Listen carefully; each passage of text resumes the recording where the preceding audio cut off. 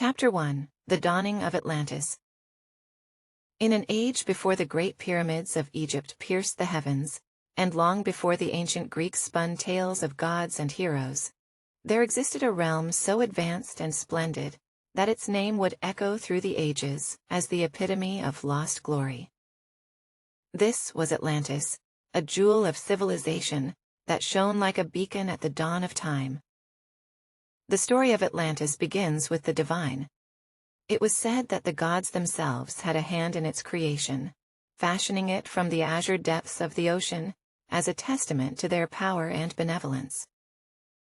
Poseidon, the mighty ruler of the seas, took particular interest in this new land, and claimed it as his domain. With his trident, he struck the earth, and from the churning waters rose an island of unparalleled beauty and abundance. Poseidon, enamored with the charm of a mortal woman, Cleito, made her his queen, and gifted her the central hill of the island. Around this hill, he constructed concentric rings of water and land, creating a formidable fortress that was as beautiful as it was impregnable. Together, they bore 10 sons, and from these demigods, the first rulers of Atlantis were born. The Atlanteans, as they came to be known, were a people touched by the divine. They inherited the wisdom of the gods and the bounties of their island. Their knowledge of the arts and sciences, agriculture and architecture, surpassed all civilizations of the time. The city they built was a marvel. Its grandeur was such that all who laid eyes upon it were filled with both wonder and envy. At the heart of Atlantis stood the Temple of Poseidon, a magnificent edifice adorned with gold, ivory, and orichalcum, the rare red metal known only to this land. Inside, a massive statue of the god himself watched over his people, a constant reminder of their divine heritage and the favor they enjoyed. The Atlanteans lived in harmony with the earth, their technology and magic allowing them to harness the natural energies of the world. They had flying machines that navigated the skies, and crystal-powered devices that illuminated their nights brighter than the day. Their ships could travel beneath the waves, exploring the mysteries of the deep, and establishing connections with distant lands. But Atlantis was not just a center of innovation and splendor, it was also a beacon of culture and philosophy. The Atlanteans valued knowledge above all, and their libraries were said to contain the collective wisdom of the world. Scholars and philosophers from all corners of the earth journeyed to Atlantis to partake in its intellectual feasts, and the discussions that took place within its marbled halls were the seeds from which sprouted the greatest ideas of the ancient world. The society was just and fair, with laws that ensured peace and prosperity for all. The rulers of Atlantis, direct descendants of Poseidon, governed with wisdom and compassion, their authority unquestioned yet unmarred by tyranny. The people revered their leaders, not as monarchs, but as benevolent guardians of their utopian existence.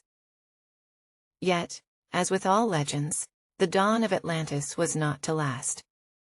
Whispers of its fate were carried on the winds of time, tales of hubris, divine wrath, and a cataclysm that would see Atlantis vanish beneath the waves, leaving behind nothing but the legend of its existence, and the eternal question of its final resting place. But those are stories for another time. For now, let us bask in the glory of Atlantis at its zenith, a civilization that, in its dawning, was the closest the world has ever come to paradise on earth. Chapter 2: The Golden Age. In the full bloom of its golden age, Atlantis reached the pinnacle of its grandeur, a testament to the zenith of human potential when guided by the divine.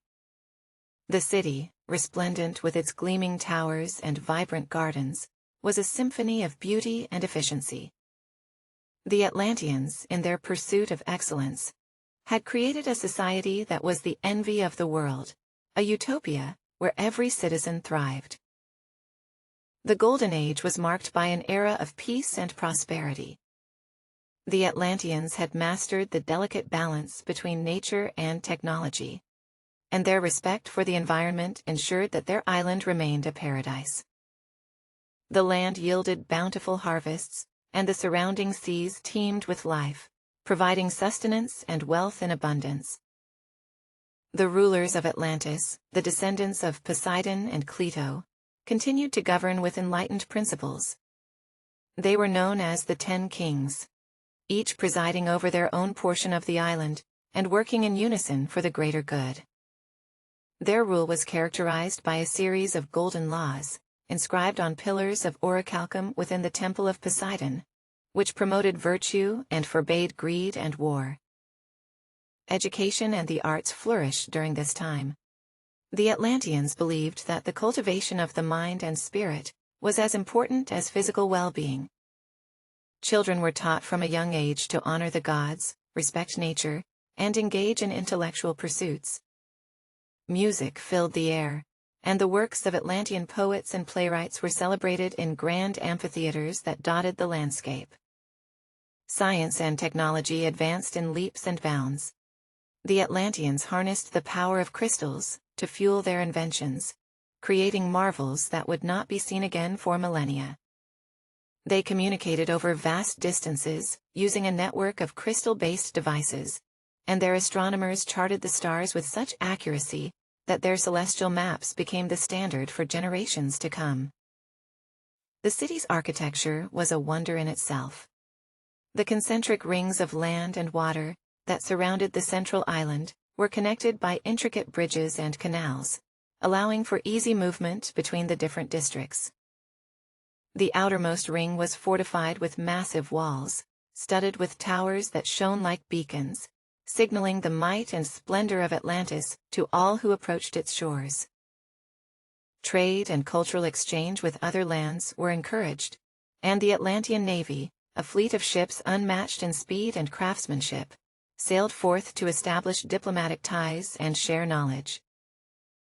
The influence of Atlantis spread far and wide, and its contributions to the world were immeasurable. Yet, even in this golden age, the seeds of Atlantis's eventual downfall were being sown. The very virtues that had elevated Atlantis began to wane as complacency set in. The Atlanteans, once humble before the gods, started to believe in their own invincibility. Pride crept into their hearts, and with it, the first whispers of dissent and corruption. The 10 Kings, who had ruled with such wisdom, began to quarrel among themselves, their unity fractured by growing ambition and desire for power. The golden laws that had maintained order and harmony were slowly eroded, replaced by decrees that served the interests of the few over the many. As the Golden Age reached its twilight, the Atlanteans remained oblivious to the gathering storm. They reveled in their achievements, blind to the fact that their paradise was inching closer to the precipice. The gods watched with heavy hearts, for they knew that the fate of Atlantis was bound to the will of its people, and the path they had chosen would lead to an end as dramatic as their beginning. But that is a tale for another chapter, for the Golden Age of Atlantis still had moments of brilliance to shine before the shadows would engulf it entirely. Chapter 3: The Seeds of Hubris. As the Golden Age of Atlantis continued to dazzle the world with its splendor, the Atlanteans grew ever more confident in their own greatness. The city, a marvel of human achievement, stood as a testament to their ingenuity and the favor of the gods. Yet, beneath the surface of this utopian society, the seeds of hubris had taken root, and they began to sprout with the insidious creep of a vine that threatens to topple even the mightiest of trees. The Atlanteans had once walked a path of humility and reverence, but as their accomplishments mounted, so too did their arrogance. They started to see themselves not as stewards of the earth and the seas, but as their masters. The balance between nature and technology, once the cornerstone of their civilization, began to shift as the Atlanteans pushed the boundaries of their power. The 10 Kings, who had ruled with collective wisdom, found their accord dissolving into discord. Each king, ensconced in his own realm, became more concerned with personal legacy than with the welfare of Atlantis as a whole. The golden laws that had been the foundation of their just society were now seen as mere guidelines, subject to interpretation and manipulation. The Grand Temple of Poseidon, once the heart of Atlantean worship and unity, saw fewer visitors. The priests and priestesses, who had served as intermediaries between the gods and the people, lamented the waning piety. The massive statue of Poseidon that dominated the temple's inner sanctum no longer inspired awe, but was regarded as a relic of a bygone era. In their pursuit of progress, the Atlanteans began to exploit the natural resources of their island with reckless abandon. The crystal technology that had once been used in harmony with the environment was now employed to extract more and more wealth from the earth. The skies, once clear and bright with the flight of their airships, grew heavy with the energy of unchecked innovation. The Atlanteans' thirst for knowledge turned to a hunger for power. Their libraries, once havens of learning and wisdom, became centers for the study of darker arts. Magic that had been used for healing and enlightenment was now twisted to serve the ambitions of those who sought to control the forces of nature itself. Trade with other nations, once a conduit for cultural exchange and mutual benefit, became a game of domination. The Atlantean navy, unmatched in its prowess, began to impose its will upon distant lands. The ships that had once been harbingers of friendship now cast long shadows of coercion and exploitation. And yet, amidst this growing darkness, there were those who remembered the true spirit of Atlantis. A small but resolute group of philosophers, priests and concerned citizens banded together, hoping to steer their civilization back to the path of virtue. They spoke out against the excesses of their society, warning that the pride of Atlantis would provoke the wrath of the gods. But their voices were drowned out by the clamor of celebration and the din of industry. The people of Atlantis, intoxicated by their own achievements, paid little heed to the cautionary tales of old. They believed themselves to be invincible, the masters of their own destiny, blind to the cracks that were forming in the very foundation of their island. The gods watched from their celestial thrones, their brows furrowed with concern. Poseidon, once the proud creator of Atlantis, now gazed upon his realm with a heavy heart. He saw the seeds of hubris flourishing, and he knew that the fate of Atlantis was no longer certain. The covenant between the divine and the mortal was fraying, and the consequences of such hubris would be dire. For the Atlanteans had forgotten the most important lesson of all, that with great power comes great responsibility, and that defiance of the natural order would only lead to ruin. The golden age of Atlantis was drawing to a close, and the twilight of the gods was upon them. The seeds of hubris, once sown, were ready to bear their bitter fruit. But the story of Atlantis's fall is yet to be told, for there were still moments of grace and possibility before the end. The tale of Atlantis's hubris is a warning to all who would listen, a reminder that even the greatest of civilizations can be undone by the pride of its people. The next chapter will reveal the consequences of their arrogance, the unraveling of their society, and the cataclysm that would seal the fate of the once great Atlantis. The Fall. And so it came to pass that the once mighty Atlantis, resplendent in its hubris, faced the twilight of its existence.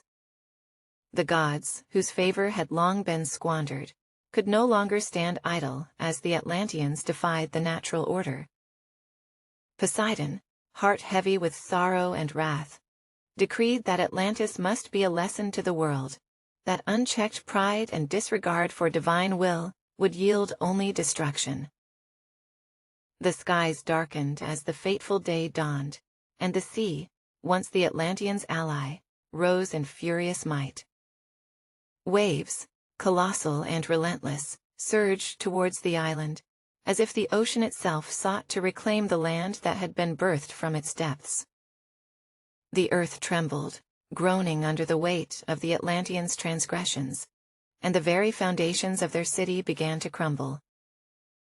In those final moments, amidst the chaos of nature's retribution, there were those who remembered the true essence of Atlantis. They clung to each other, to the love and wisdom that had once been the bedrock of their society.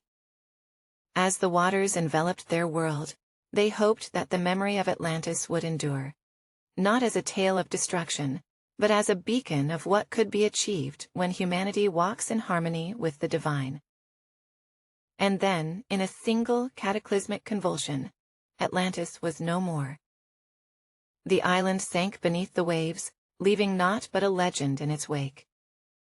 Yet, the spirit of Atlantis, its lessons of humility, balance, and respect for the natural world, would ripple through time, whispering to the hearts of future generations the price of hubris and the eternal quest for a lost paradise.